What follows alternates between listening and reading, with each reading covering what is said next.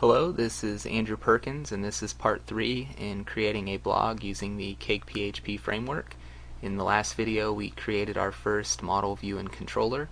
In this video, we'll start interacting with our database and using the models find method to retrieve information from our posts table and output that to the browser.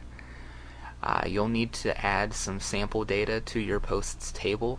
As you see, I've added in 3 posts here. They each have some really generic text for the title and body fields, and I put a date in for the created and modified fields as well. So if you open up your text editor and under app, under controllers, there we go, app controllers, open up your posts_controller.php file. We'll create a new action. We will create an index action. This index action will be the page that when the user goes to posts and then index, it will retrieve all of the posts from our posts table and display them to the browser. So what we need to do to retrieve all of our posts is use the post models find method. All of your models come with this find method. It's provided by CakePHP. You call the find method by calling this, then the name of your model, which is post, and then the find method itself. Now the find method takes a type of find that you want to do.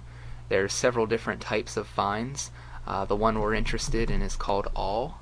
This is saying find all posts, and then this line of code will conduct an SQL string and it will return all of the posts from our database.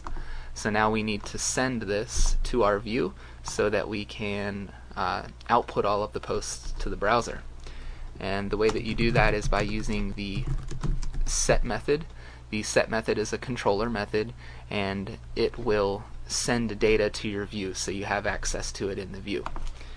The set method takes 2 parameters. The first parameter is a variable which you will name. You can name it anything you want. The variable will hold the data that's returned from your database, and it will send that to the view. So you can create this variable. You should make it descriptive.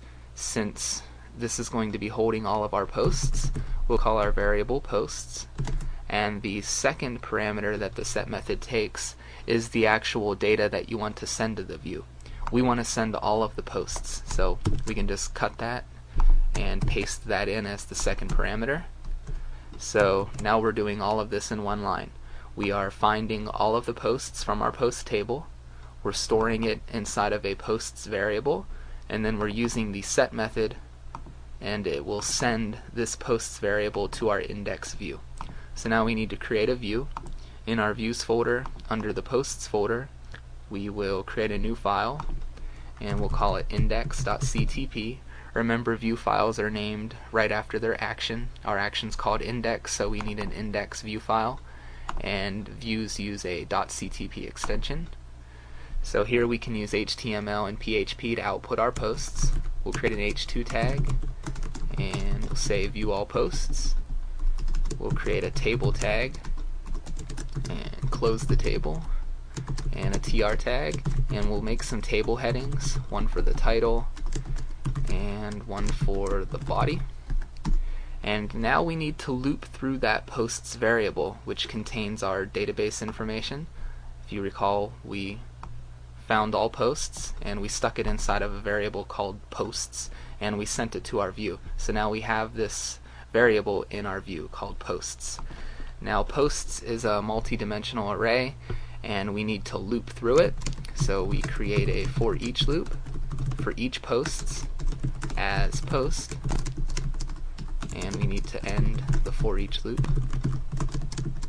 So now all of our posts are each accessible through this post variable.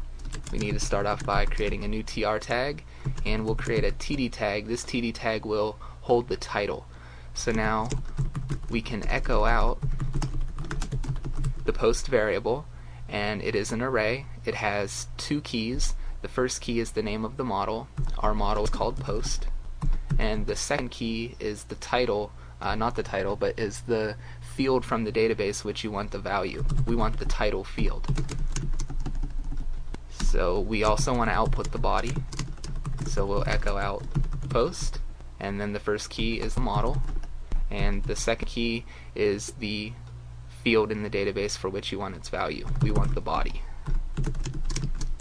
So now if you save that and go to your browser, and in your URL type localhost tutblog, and then it's the controller, so it's posts, and then our action, which is index.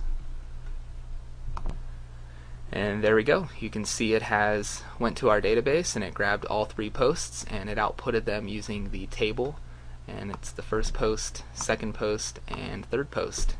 In the next video we will start by using a new model method which is called read, and this will help us in viewing just one individual post.